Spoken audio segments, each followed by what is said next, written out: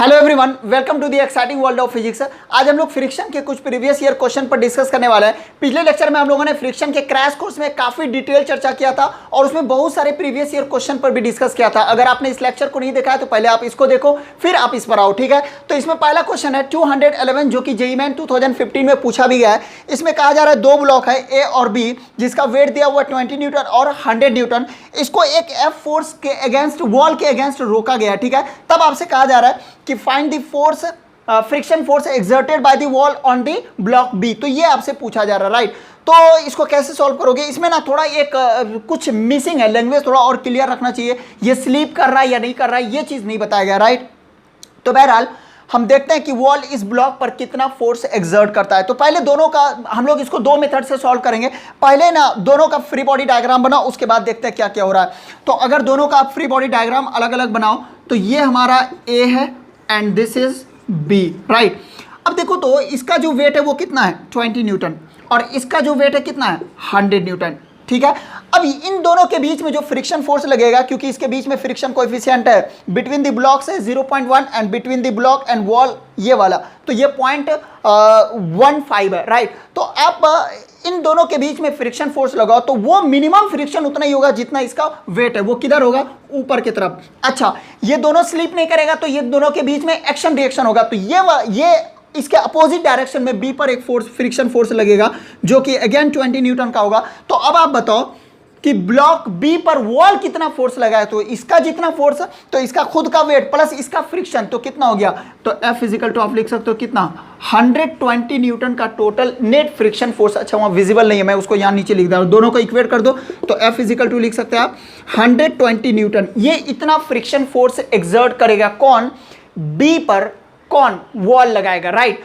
और एक तरीके से इसको सॉल्व कर सकते हो आप सिंपल वे में। देखो कि इस पर जो मिनिमम फोर्स लगेगा वो इसके वेट के बराबर लगेगा, फ्रिक्शन फोर्स वो इसके वेट के बराबर लगेगा। तो इन दोनों को अगर हम एक मान ले तो पूरा कितना है 120 न्यूटन वेट, तो फ्रिक्शन ऊपर कितना लगेगा? F equal to 120। कौन सा ऑप्शन है एक बार चेक कर लो, ठीक है। तो कुछ इस तरह से आप इसको सॉल्व करते हो। अगला क्वेश्चन लेते हैं। नेक्स्ट क्वेश्चन, क्वेश्चन नंबर 212 है। एक बहुत ही शानदार क्वेश्चन जो कि अगेन जेईई मेन 2014 में पूछा गया है। इसमें कहा जा रहा है कि एक ब्लॉक है, उसको एक इंक्लाइन प्लेन पर रखना है और उस हाइट पर रखना है जहां से वो स्लीप ना करे, ठीक है। Find the maximum height above the ground eight which the block can be placed without sleeping. मतलब एक ऐसे पॉइंट पर रखना है जहां से वो स्लीप ना करे, मतलब जस्ट स्लीप करने ही वाला हो, राइट। और ये इक्वेशन दिया हो y इक्वल टू x³ और फ्रिक्शन कोएफिशिएंट 1/2। बहुत ही शानदार क्वेश्चन। पहले ना इसको आप विजुअलाइज करो कि हो क्या रहा है। तो मैं थोड़ा सा आपको कुछ दिखलाना चाहता हूं। अब देखो तो ये एक इंक्लाइन प्लेन है, देखना गौर से देखना, ये दोनों एक्सिस है, एक एक्स एक्सिस है दूसरा वाई एक्सिस है और ये इंक्लाइन प्लेन पर एक ब्लॉक रखा हुआ है। देखना मैं इंक्लाइनेशन धीरे धीरे दे रहा हूं, ठीक है। तो जैसे जैसे मैं इंक्लाइन कर रहा हूं ध्यान देना है, ये एक पॉइंट पर चलना शुरू कर दिया। तो अब हमें वही वाला हाइट बताना है जहां से ये स्लीप ना करे। Is it clear? तो ये जो रेड पेन है ये हमें हाइट बताएगा, राइट। ये वाई एक्सिस है और यही हमें हाइट बताएगा। तो ये कुछ अभी वाला सिचुएशन आपको दिख रहा है, सेम काम हमें करना है। तो चलिए इस पर आप देखें क्या कर सकते हो आप। तो सबसे पहला काम फ्री बॉडी डायग्राम बनाते हैं। तो आप कहोगे सर नीचे की तरफ इसको चलाएगा कौन? mg sin theta. रोक लेगा कौन? फ्रिक्शन। ऊपर कौन होगा? नॉर्मल। नीचे कौन होगा? आप कहोगे mg cos थीटा। सभी फोर्सेस को इक्वेट करो तो आप लिख सकते हो कि सर F इजिकल टू हम लोग लिख सकते हैं mg sin थीटा और F इजिकल टू क्या होगा? Mu n।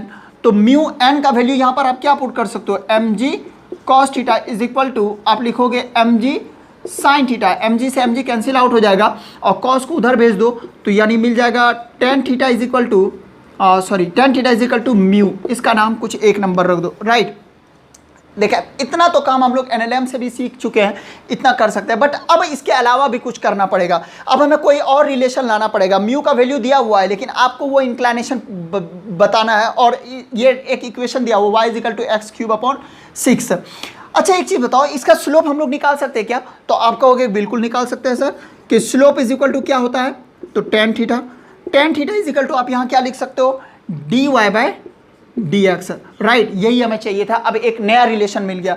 तो tan थीटा का वैल्यू दिया हुआ है कितना? म्यू, और म्यू का वैल्यू दिया हुआ है कितना? 0.5 या 1/2। तो 1/2 लिख दिया जाए एंड dx ऑफ y का वैल्यू देखो तो क्या दिया हुआ है, x³/6, तो इसको भी लिख दिया जाए। अब इसको डिफ्रेंशिएट कर देते हैं, तो ये हो जाएगा 1/2, 1/6 बाहर आ जाएगा, 3 नीचे आएगा, x², राइट।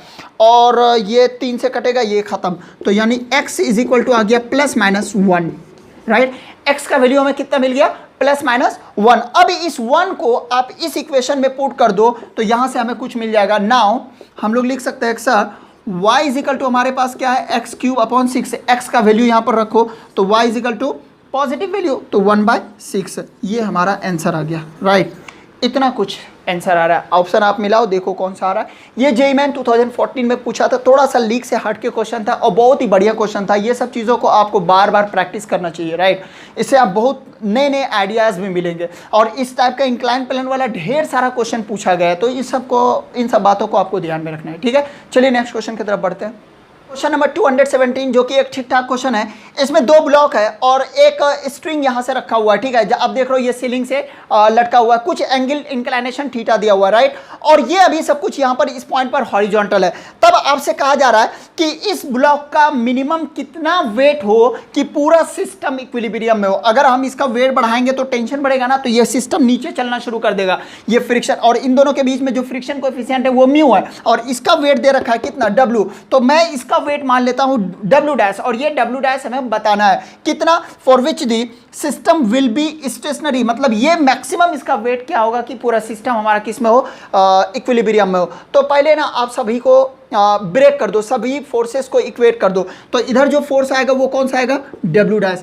इधर ऊपर जो होगा वो नॉर्मल होगा, नीचे कौन होगा, W होगा। इधर कौन होगा, फ्रिक्शन होगा। और मैक्सिमम फ्रिक्शन होगा कितने के बराबर, μn के बराबर, यानी μW हमें मिल गया है। n = mg और वो वेट के बराबर है, तो μW मिल गया। अब इस फोर्स को आप इक्वेट कर दो तो इधर आप क्या कहोगे कि सर t cos थीटा, और ऊपर कौन है, इस फोर्स को, इस वेट को कौन बैलेंस करेगा, t sin थीटा। तो 4 इक्वेशन आ रहा है, वेरी सिंपल। सबको फटाफट इक्वेट करिए, देखिए कितना आ रहा है। तो आप लिख सकते हो, इन चारों फोर्सेस को बराबर कर सकते हो। t sin थीटा = W', एक नंबर। दूसरा आप बोल सकते हो sir t cos theta = μn, और μn हमारा कितना है, μn = μW, 2 नंबर। दोनों को डिवाइड कर दीजिए तो 1/2 गिव्स क्या मिलेगा, तो t से t cancel out, sin theta by cos theta आपको मिल जाएगा कितना, tan थीटा। तो tan थीटा = आपका W'/μW, यानी W' आपको मिल जाएगा μW tan थीटा। इतना वेट उसका होना चाहिए, राइट। ऑप्शन मिला लो कौन सा मिल रहा है। तो कुछ इस तरह से आप इन क्वेश्चंस को सॉल्व कर सकते हो, वेरी सिंपल, बहुत ज़्यादा इसमें कुछ करना नहीं है। चलिए नेक्स्ट क्वेश्चन की तरफ बढ़ते हैं। अगला क्वेश्चन है क्वेश्चन नंबर 228 जो कि एक बहुत ही बढ़िया क्वेश्चन है, शानदार क्वेश्चन है। इसमें क्या कहा जा रहा है कि एक ब्लॉक है जो एक इंक्लाइन प्लेन पर रखा हुआ है जिसका इंक्लाइनेशन 45 डिग्री है। इसको यहाँ से लेकर के यहाँ तक, नीचे तक स्लाइड करने में इसको जो टाइम लगता है वो t है, डिस्टेंस s है, राइट। तब कहा जा रहा है कि अगर हम सेम ब्लॉक को किसी रफ इंक्लाइन प्लेन पर रख देंगे तब उसको उतने ही डिस्टेंस स्लाइड करने में n टाइम्स t लगता है, राइट, n टाइम्स t लगता है। तब आपसे पूछा गया कि इसमें जो काइनेटिक फ्रिक्शन है वो कितना होगा, म्यू के इज व्हाट, यानी इसके ये रफ है ना, और रफ है तो ये स्लाइड करेगा, स्लाइड करने की वजह से जो फ्रिक्शन आएगा उसको हम लोग काइनेटिक फ्रिक्शन कहते हैं। तो उसमें जो कोई फ्रिक्शन कोएफिशिएंट आएगा उसको हम लोग काइनेटिक फ्रिक्शन कोएफिशिएंट कहते हैं। तो ये हम लोगों को फाइंड आउट करना है, राइट। तो पहले स्मूथ पर है तो वो t टाइम लेता है, और फिर जब वो रफ है तो n टाइम्स t लेता है। तब आपसे म्यू के पूछा जा रहा है। तो इसमें ना आपको NLM भी यूज़ करना पड़ेगा, काइनेमेटिक्स भी यूज़ करना पड़ेगा, और फ्रिक्शन तो है ही। तो काफ़ी अच्छा क्वेश्चन है। तो सबसे पहला चीज़ इसमें अगर आप देखो, ये जो स्लाइड करेगा तो प्योर काइनेमेटिक्स है, उसको आप यूज़ करो और देखो क्या इससे आ रहा है, राइट। हमें टाइम का रिलेशन चाहिए मैन। तो आप अगर देखो तो S = आप कह सकते हो ut प्लस आपका हाफ AT²। तो u तो इनिशियली 0, u = 0, रेस्ट में रखा गया, फिर वहाँ से स्लाइड किया। तो जो s और टाइम का रिलेशन आएगा, s = आपको मिल जाएगा हाफ AT², राइट। और यहाँ जो a मिलेगा, ये एक्सेलरेशन कितना होगा तो ये भी हम निकाल सकते हैं। तो ये mg sin थीटा से नीचे की तरफ मूव करेगा, तो यहाँ से एक्सेलरेशन आप लिख सकते हो s = half into g sin 45, और sin 45 कितना होता है 1/√2। तो मैं एक साथ सारी वैल्यूज़ को रखता हूँ, g का वैल्यू 10 और 1/√2 इंटू t²। तो फाइनली ये कुछ कैंसिल आउट भी हो जाएगा, और यहाँ से हमें s का रिलेशन मिलेगा, s = आपका 5/√2 √2 इंटू टी स्क्वायर, इसका नाम कुछ एक नंबर रख दो आप, राइट। नाउ अब हम लोग इन दोनों के बीच में देखते हैं कितना रिलेशन आ रहा है डिस्टेंस और टाइम इस रफ इंक्लाइन प्लेन पर। तो आप सिंपली यहां भी लगाओ s equal to ut plus half at square, तो आप लिख सकते हो ut plus half at square, और यहां भी रेस से चलना शुरू करेगा तो डिस्टेंस यहां भी ऐसे ही ट्रेवल करना है, हाफ इंटू ए, और टी स्क्वायर पे आप क्या लिखोगे, एन टाइम्स टी, तो एन टी स्क्वायर, यहाँ टी डैश होगा ना, और टी डैश का वैल्यू कितना होगा, एन टी, तो इतना कुछ आएगा। अब यहाँ पर हमें एक्सप्रेशन फाइंड आउट करना पड़ेगा, इसका नाम पहले कुछ रख दो 2 नंबर, यहाँ से हमें एक्सप्रेशन निकालना का, ये एक्सप्रेशन यहाँ पर पुट कर दो, दोनों को इक्वेट कर दो तो सॉल्व हो जाएगा। अब एक्सप्रेशन कैसे निकलेगा, तो अब हमें एनएलएम यूज़ करना पड़ेगा।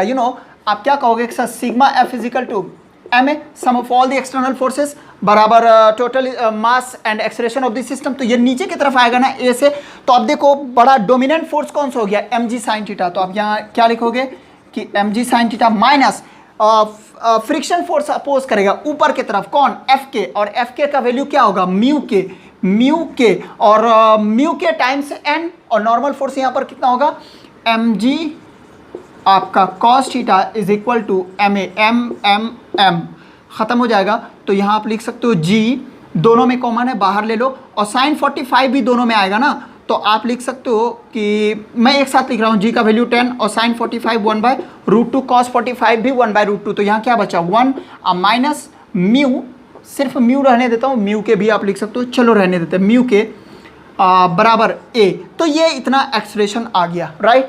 अब आप उस एक्सप्रेशन को यहाँ पुट कर दो, ठीक ना, तो आप जैसे पुट करोगे तो हम फ्रॉम 2 से आ रहे हैं, तो आप लिख सकते हो एस इजिकल टू आपका हाफ, ए का वैल्यू कितना आया, इंटू 10/√2 1 माइनस म्यू के, राइट, ये ए का वैल्यू हो गया, into n square into t square, इतना आया। अब फिर हमें एस का वैल्यू लेना पड़ेगा, एस का वैल्यू इक्वेशन 1 से ले लो, तो इक्वेशन 1 से जैसे आप इसको इक्वेट करोगे तो कितना 5 आपका √2 into t square is equal to, यहाँ भी ये हो जाएगा 2 से 5 10 बार में 10 कट जाएगा 5 बार में, तो 5/√2 इंटू 1 माइनस आपका म्यू के एन स्क्वायर टी स्क्वायर, कुछ कैंसिल आउट होगा, 5/√2 टी स्क्वायर, ये सब कैंसिल आउट हो गया, क्या बचा, तो आप अगर गौर से देखो तो इधर कुछ नहीं 1 बचा, इज इक्वल टू आपको 1 माइनस